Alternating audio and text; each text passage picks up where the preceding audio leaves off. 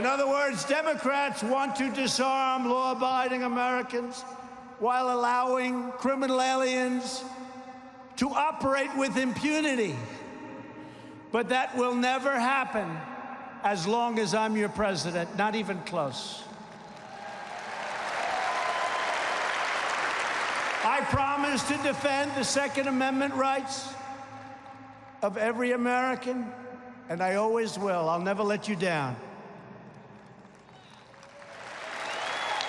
Never let you down. Haven't so far, and I won't.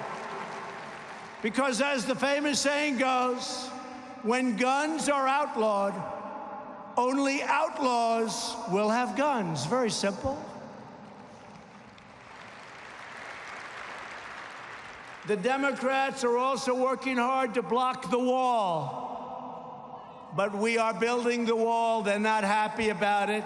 And we will have over 400 miles of wall built by the end of next year.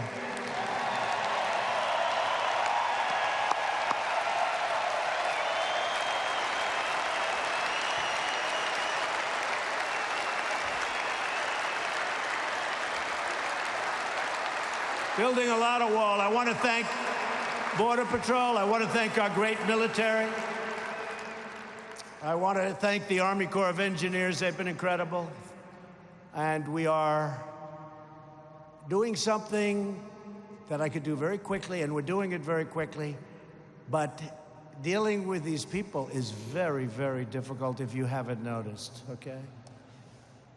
Any politician would have given up a long time ago. So we'll have over 400 miles of wall built by the end of next year. It's going up rapidly. Rapidly. We're also renovating tremendous stretches of wall. We have wall that's in bad shape, but it's structurally sound. And rather than building new, we renovate it. We make it as good as new, save a lot of money, and we gain a lot of territory. So we have a lot of great things going. A lot of great things going. Most importantly, Democrats must change our immigration laws right now. Right now. We can do it in, I used to say 45 minutes. We can do it in 15 minutes. It's very simple. You know the programs. They're horrible. The asylum, where rough, tough MS-13 gang members come in. You don't want to meet with these people, but ICE doesn't mind, because ICE is throwing them out of our country by the thousands. And the Democrats want to eliminate ICE. Can you believe that? Boy, oh boy. But it's incredible what they've done. It's incredible what we've done. But they stand there, asylum, and they read a statement. I am afraid for my life. I am afraid to go back to my country. I want to be an American. And you look and you see a toughness that you don't see. And you just see what happens with the mayor of Tijuana and others. They say, these people, we try and help them, and they start hitting us. They start punching us. We don't want them in our country, and they're not getting into our country. And when they have in the past, a lot of them have come in, we're throwing them the hell out. They're out. We're getting them out. But we can fix the problem so easy. And when we fix the problem, the wall is one thing, and that will have an incredible impact. But they won't even be coming up if we change our old, broken, ridiculous, weak immigration laws. They won't even be coming up. They won't make the journey. The wall is still good to have. We need the wall. But all of those people you see coming up, thousands and thousands of people, they won't be coming because they're going to say there's no way we can get into the United States anymore except by going through legal channels. And what we want is we want people. We need them for all of the great companies that are coming in.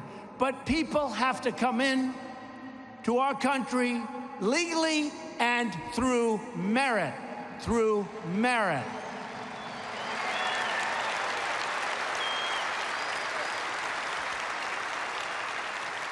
One of the gravest threats to the Second Amendment and to American freedom itself are activist judges. You see it every day. Every day. They almost always file in a certain little jurisdiction. I won't tell you what it is, but you all know. Every time we get sued on the ban, which we ended up winning, you know, we have the ban. We lost in the Ninth Circuit. We shouldn't have. We lost in the Ninth Circuit Court of Appeals, which we shouldn't have. And we won at the United States Supreme Court. So we have the ban, travel ban. But the reporters, the other day, some reporter said, Donald Trump, who lost the travel ban? I didn't lose it. Well, what he meant, I lost it in the Ninth Circuit. But he didn't say we won at the United States Supreme Court. So everyone said, oh, that's too bad, he lost the travel. No, we won the travel ban in the United States Supreme Court. But they don't say that. So when we confront them, they said, no, we were referring to the lower courts. I said, what about the upper court? They ruled, it's done. Well, we weren't talking about the Supreme Court. We were saying you lost it. These are very, very dishonest people, okay?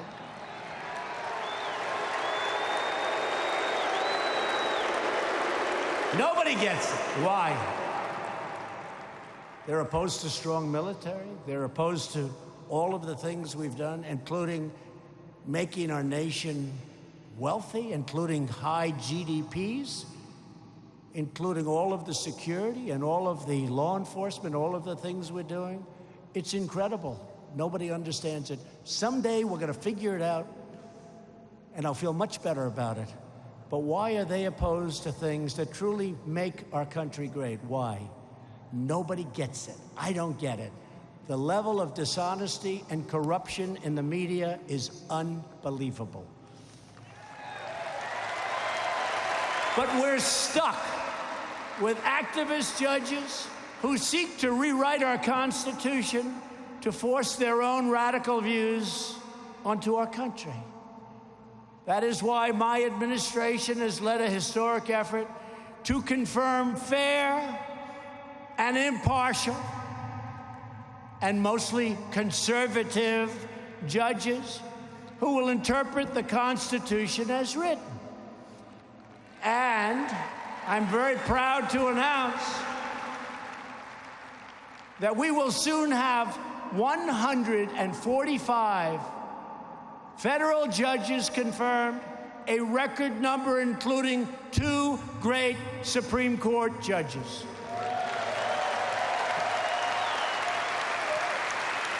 Justice Gorsuch, Justice Kavanaugh,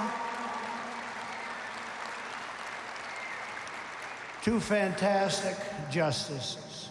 In fact, next week, we will confirm our 100th federal judge. Nobody knows what that means. The percentage is incredible. Nobody knows what that means. And in the end, I expect to have the second highest percentage of judges confirmed in the history of the United States, more than any other president, except one. I'll never beat this one. Percentage of judges approved. You know who the one is? Take a guess. George Washington. He gets 100%. Now, he had 100%. He named every one of them. But you know what? We'll have more of them. George Washington. But we're also defending free speech on our college campuses. Last month, I signed an executive order requiring public colleges and universities to respect the First Amendment rights of their students or risk losing tens of billions of dollars in federal funding. You don't want to hear another voice. You don't get all of this tremendous amount, in some cases, ridiculous amounts of dollars. And we have shut down the previous administration's massive abuse of power, known as Operation Choke Point.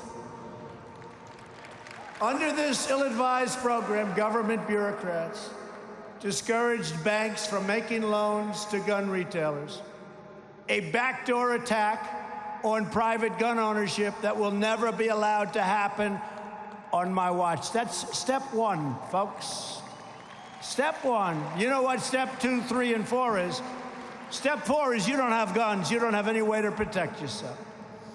Today, I'm proud to announce another historic step to protect your Second Amendment rights. And I didn't tell Chris and Wayne and Oliver, I didn't even tell them about it. So they're listening in this big room someplace and they're saying, I wonder what he's going to do. The good thing with me, you never know. Never know.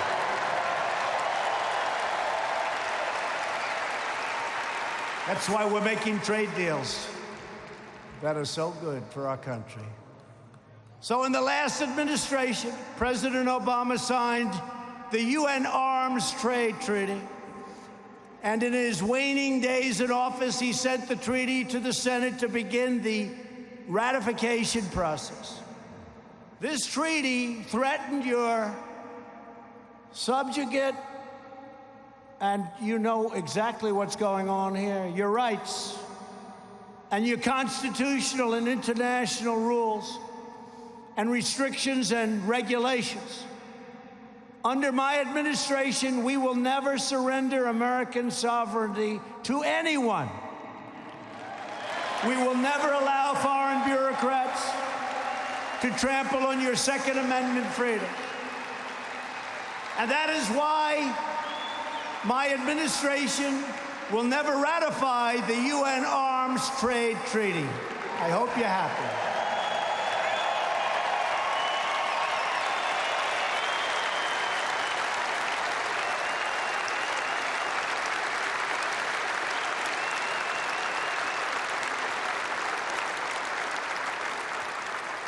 I'm impressed. I didn't think too many of you would really know what it is. You know what it is?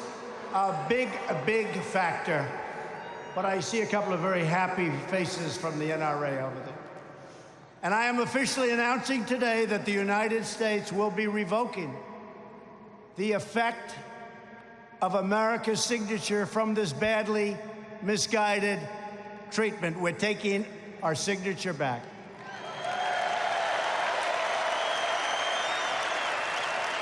The United Nations will soon receive a formal notice that America is rejecting this treaty.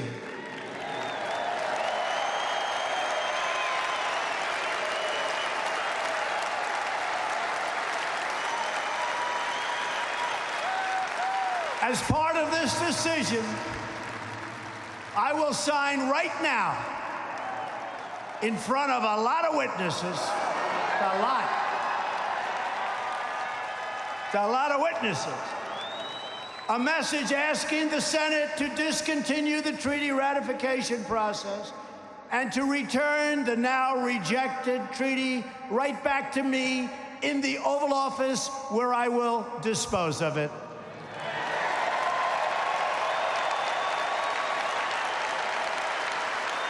By taking these actions, we are reaffirming that American liberty is sacred and that American citizens live by American laws, not the laws of foreign countries. Thank you.